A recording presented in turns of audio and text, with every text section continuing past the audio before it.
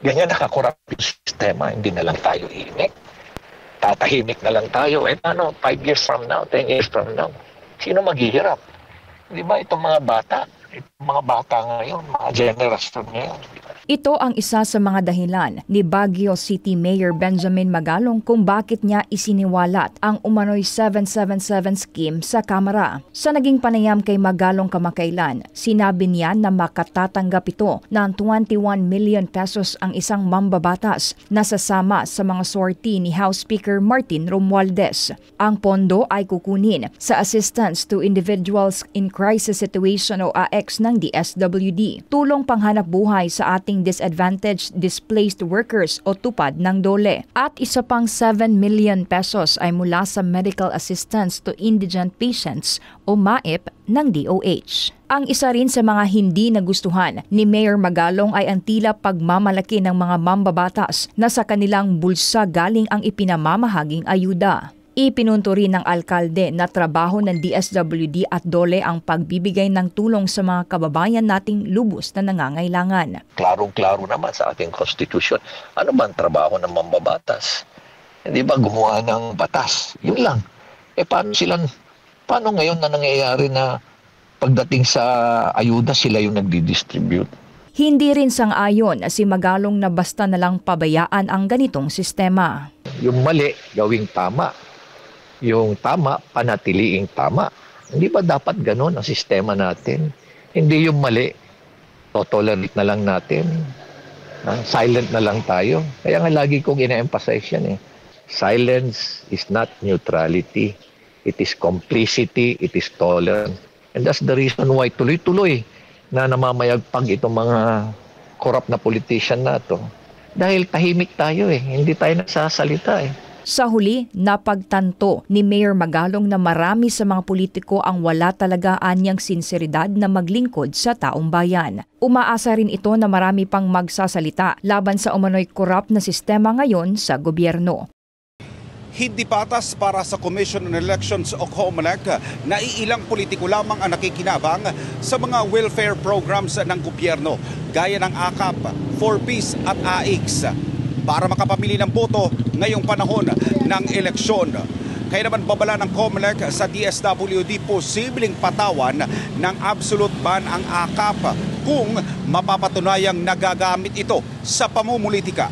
Kasabay ng pagbubukas ng National Election Monitoring Action Center sa Campo Crame, binigyan din ni COMELEC Chairman Attorney George Garcia na hindi kailangan ang presensya ng mga epal na politiko sa pamamahagi ng ayuda sa mga mahihirap na benepisyaryo. Kasunod kasi ito ng kaliwat kanang pamamahagi ng ayudang pinansyal ng maraming kongresista at mga kumakandidatong politiko ngayong papalapit na midterm elections. Ayon kay COMELEC Chairman Garcia, hindi kailangang may politiko sa mga lugar ng benepisyaryo dahil kaya naman anya ito ng DSWD bilang pangunahing ahensya sa pamamahagi ng tulong sa mga mahihirap na Pilipino.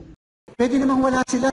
Bakit kinakailangan na andon? Ang tanong, madidistribute ba yun ng wala at hindi ba madidistribute yun pagka wala sila? Di ba madidistribute naman? So ang sabi namin, absolutely no candidates, politicians during the distribution. Period. Ng ayuda in whatever form, ano man ang tawag natin doon, period. Kaya po sa mga kababayan natin, mabibigyan po kayo ng ayuda kahit wala po sila. Sapagkat karapatan niyo po yan. Nasa budget ng national government po yan. At ang DSWD, ang in charge po dyan. Kung magkagayon, nilinaw ng COMELEC na posibleng bawiin nito ang exemption na ibinigay sa mga programa ng DSWD kasama na ang AKAP kung mapatutunayang ginagamit lamang ito sa pamumulitika. Directed diyang kondisyon na yan sa DSWD.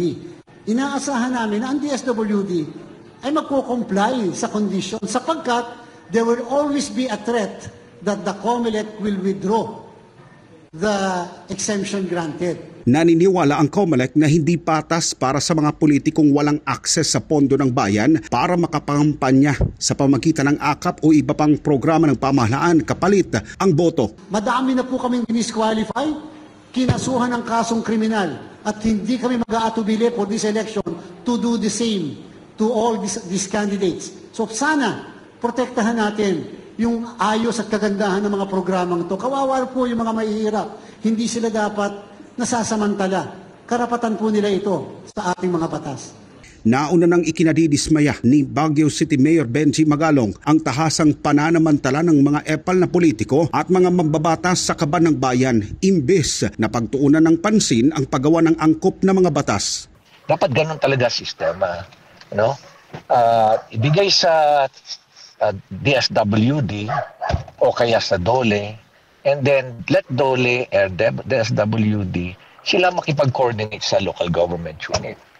Yung local government unit naman, dapat yung local chief executive, huwag pakialam. Pabayaan lang niya yung city social welfare niya o kaya yung kanyang peso dahil they know better kung sino. At huwag siya makikialam, huwag siya mag-i-influence kung sinong bibigyan. Ganun dapat ang sistema. Una-una, klarong-klaro naman sa ating constitution. Ano ba ang trabaho ng mambabatas? Hindi ba gumawa ng batas? Yun lang. Sa kabilang banda, maaari namang ipagpatuloy ang pamamahagi ng ayuda pero kailangang sumunod sa estriktong polisiya o limitasyon sa pagsasagawa nito. Hindi raw kasi katanggap-tanggap na politiko pa ang nagdidikta kung sino-sino lamang ang kanilang bibigyan ng tulong. Professionals ang ating pong mga social workers. Hindi nila isasakripisyo ang kanilang mga lisensya dahil lang sa sila ay tatakutin, iti-take advantage ng mga politiko. Papaninigan po natin ito because para po hindi tayo natutuligsa na yan ay ginagamit para lang i-promote ang kandidatura ng iilan. Unfair po yun. Paano na yung walang access sa public funds? Unfair naman. Paano mo lalabanan ng parehas? Bakit pa naandyan ang COMELEC kung hindi namin masisigurado that everything is fair in this election? That nobody will take advantage of public funds. Ngayong Enero lang din, pinahintulutan ng COMELEC ang AKAP at iba pang programa ng DSWD na ma-exempt sa election spending ban sa gitna ng paparating na midterm elections. Pero kung makikitaan ng tahasang pang-aabuso sa pondo ng bayan gamit sa pamamagitan ng pamumulitika, lalo na para mang-akit ng boto mula sa mga benepisyaryo, hindi magdadalawang isip ang COMELEC na bigyan ng leksyon ang mga mapagsamantala at epal na politiko.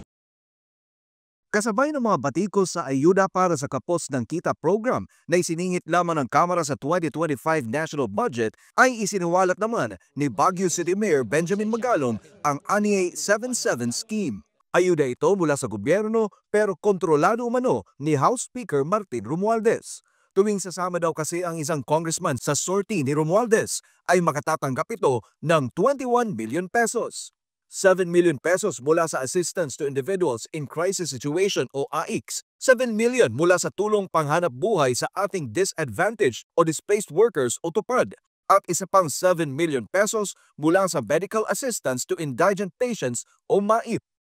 Every time na sumama ka sa sortie ni Speaker, every congressman gets 777, 7 million na AICS or AKAP, 7 million na MAIP, at 7 million na TUPAD. So that's about 21 million. Kung nakaapat ka ba naman na sortie, 21 times 4, that's 84 million pesos. Ilan yan? Ilan yan sumasama? Nung nalaman ng mga ibang congressman na meron pala yan, nagsamahan na lang. Dagdag pa ni Magalong na sa ginagawang sortie ay pinalalabas pa ng mga congressman na sa kanila nang galing ang pinamimigay na pera. Alam mo, parang pera nila. Di ba? Palalabasin pa nila na paparamdam nila sa tao na galing sa amin to. At magkakal pa sila, meron ba yan sa iba? May ginagawa ba yan sa iba? Ganun pa yung mga parinig. Kaugnay nito ay nagbigay naman ng kanyang komento si Senator Sherwin Gatchalian kaugnay sa umano'y 77 scheme na ibinunyag ni Mayor Magalong. Ayon kay Gatchalian, hindi pwede o bawal na gawing reward para sa mga congressman ang anumang programa ng gobyerno. Ipinunto ni Gatchalian na ang Senado at maging ang Kamara ay dapat walang kinalaman sa alokasyon ng pondo para sa ayuda. Well, bawal yun, no? Hindi pwedeng Kongreso nag-allocate ng kahit anong programa sa kanilang mga members. Dahil executive na ngayon ang nag-implementa ng mga programa na yun eh. So hindi pwedeng hindi parang reward 'yan na pag sumama ka sa akin ay may reward ka. Hindi pwede 'yon. Bawal 'yon. Yung magiging pork barrel talaga ang magiging tawag doon.